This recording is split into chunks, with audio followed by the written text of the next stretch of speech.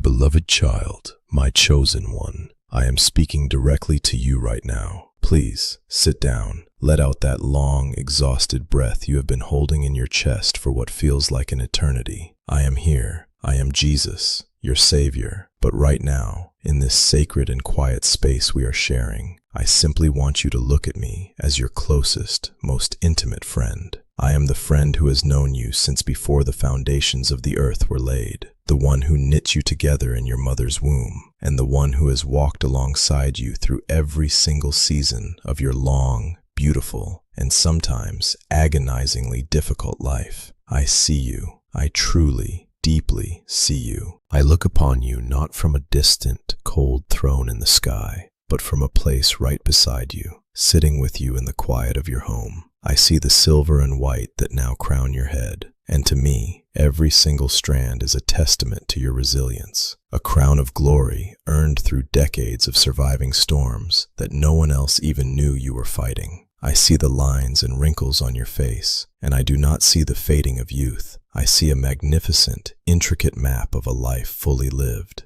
I see the places where you smiled until your cheeks ached, and I see the deep valleys carved by tears you wept in the middle of the night when you thought you were completely alone. You were never alone. I was there, catching every single tear. I know the season you are in right now. I know the unique, heavy silence that settles over your house in this third age of your life. The world outside your window rushes by, spinning faster and faster, obsessed with youth, with speed, with constant noise and endless production. And sometimes, as you watch it all blur past, you feel a profound, silent ache. You feel as though the world has simply moved on and left you behind. You feel invisible. You walk through a society that often looks right past you, failing to see the vast ocean of wisdom, experience, and enduring love that resides within your soul. I want to validate that pain right now. It hurts to feel forgotten by the world you helped build. It is deeply painful to feel that your voice, which once commanded households and shaped the lives of those around you, is now fading into an echo. Your feelings of loneliness, of being overlooked, of wondering if your best days are locked away in a distant past. These feelings are real, they are valid, and I hold them with the utmost tenderness. I do not dismiss your sorrow. I do not tell you to simply get over it. I weep with you in the quiet moments when the shadows grow long and the memories of yesteryear come flooding in, bringing both a sweet nostalgia and a bitter pang of loss. But I also see a heavier burden you carry, my precious chosen one.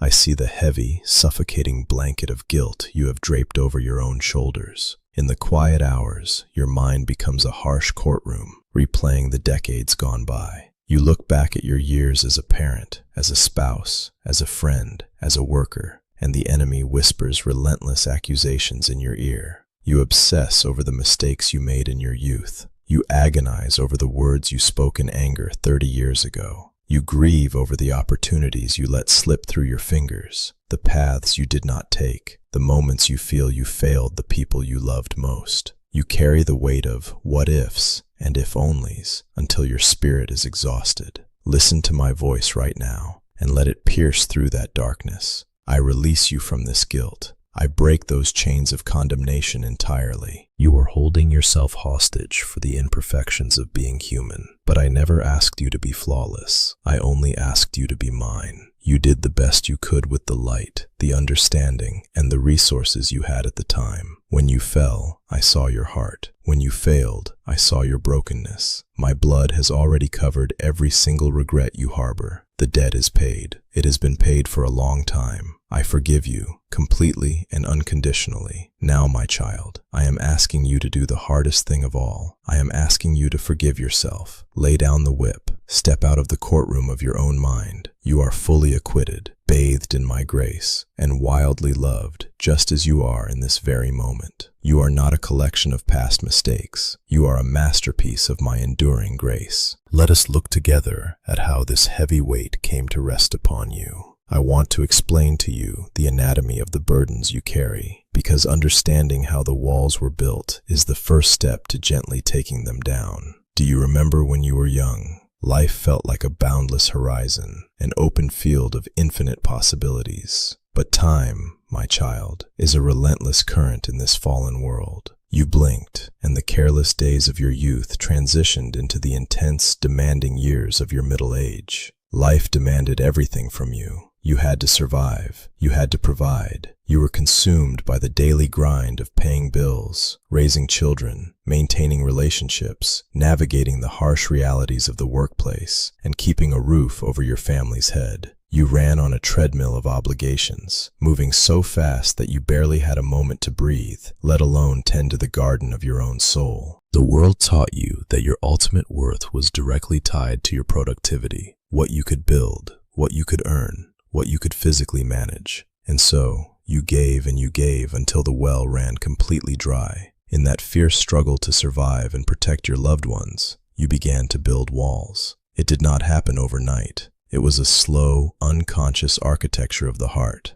Every time a friend betrayed your trust, you laid down a brick of self-protection. Every time you experienced the agonizing grief of losing someone you loved, a parent, a dear friend, perhaps even a child or a spouse, you added mortar to those walls to keep the unbearable pain of vulnerability at bay. Every economic hardship, every shattered dream, every health scare forced you to build the fortress higher and thicker. You armored yourself because the world was a battlefield, and you had to be strong. But now, as the dust settles in this gentler season of your life, look closely at that fortress. The walls that were originally designed to protect you from the harshness of the world have now become a prison of isolation. They keep the pain out, yes, but they also block the light, the warmth, and the deep, authentic connection you so desperately crave. You have become so used to carrying the armor that you have forgotten how to walk freely in the sun. The world and its endless anxieties slowly robbed you of your peace, decade by decade, leaving you guarded, tired, and deeply fearful of what the future holds. I know the specific fears that haunt you now in your golden years. I know the anxiety that grips your heart when your body refuses to do what it once did with ease. I see the frustration when your joints ache, when your steps are slower, and when your energy fades before the day is done. You fear losing your independence. You are terrified of becoming a burden to the people you love. You look at the twilight of your life, and you worry about sickness, about memory fading, about the physical decline that seems inevitable. Hear me clearly. I am not ignoring these very real, very human fears, but I am offering you a profound, anchored solution that goes beyond the superficial comforts of this world. My solution is not a magic spell to turn back the hands of time, but a radical transformation of how you walk through these days. I am calling you to surrender the illusion of control. For decades, you believed you had to steer the ship, hold everything together, and carry the weight of the world. I am telling you now, let go of the wheel. Focus only on your present breath. Inhale my presence. Exhale your anxiety. Your value in my eyes has absolutely nothing to do with what you can produce, how fast you can walk, or how sharply you can remember. Your divine purpose in this season is no longer found in doing, but in beautifully, simply being. I invite you to find your sanctuary in me. Let me be the strength of your heart and your portion forever,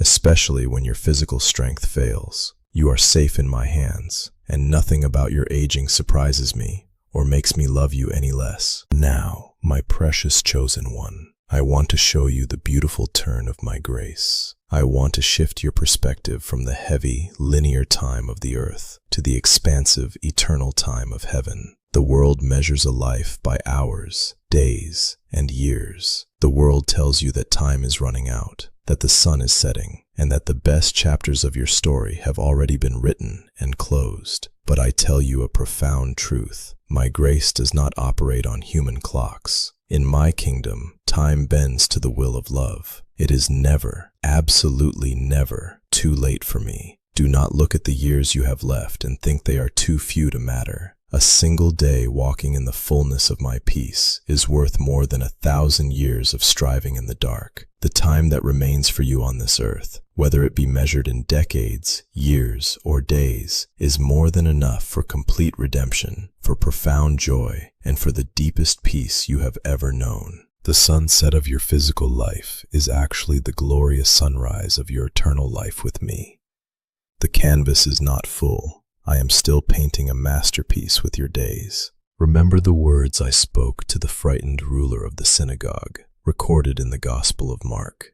His world was falling apart. His hope was completely shattered, and the people around him told him it was too late, that death had won. But I looked at him with the very same eyes of love that I am looking at you with right now, and I said, "Do not fear, only believe."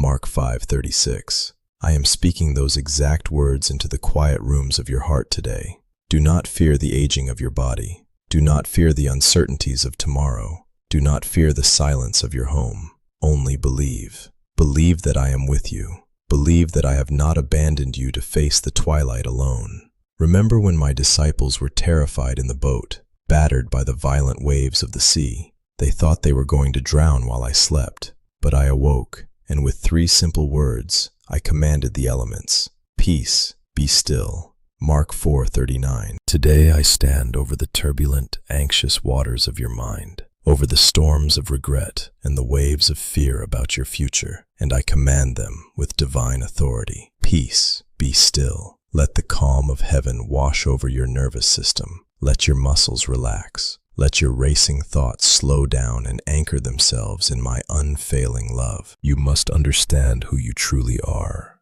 You are not a forgotten relic of a bygone era. You are the chosen one of the Most High God. You are deeply loved, fiercely guarded, internally strong, and divinely protected. The enemy wants you to believe you are fragile and vulnerable in your old age. But I tell you that your spirit is growing stronger, more refined, and more radiant every single day. As your outer self wastes away, your inner self is being renewed day by day, preparing for an eternal weight of glory beyond all comparison. I promise you this, I will never leave your side. When your steps falter, I will hold your hand. When your vision dims, I will be your guiding light. I am sitting with you in the waiting rooms of doctors' offices. I am beside you in the quiet evenings when the television is off. I am holding you as you sleep. Your life is hidden with me in God, and nothing, not aging, not illness, not the passing of time, nor death itself, can ever separate you from my love. So breathe, my beloved. Rest.